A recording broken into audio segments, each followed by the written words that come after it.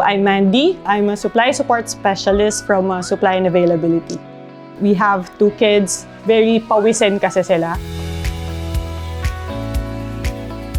Initially, electric fan namin here sa baba, 3. Afterwards, we decided mag-aircon or inverter. Parang we want to maximize kung ano man yung pwede naming masave in the long run. Kasi we've seen na parang nasa around 11,000.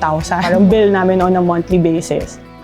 Even though naka-aircon na, parang hindi pa din sila okay. Doon namin nakita na parang, okay, we need to do something about this. Dapat nako-contain yung temperature sa room. And one way to do that is to have blackout curtains.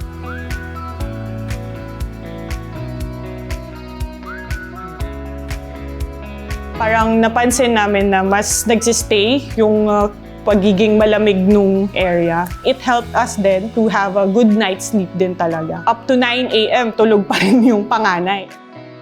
Temperature is around 25, 27. It's actually the optimal temperature to keep a room naman na parang comfortable yung everybody. Medyo magdadalawang isip ka kasi kapag nakita mo yung price, di ba? Pero with the word sustainable, it's going beyond what is right now.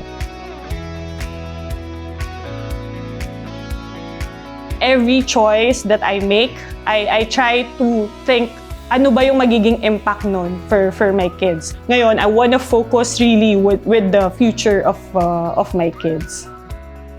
With what IKEA has to offer, it's making an easier choice for parents to do the switch for a sustainable life.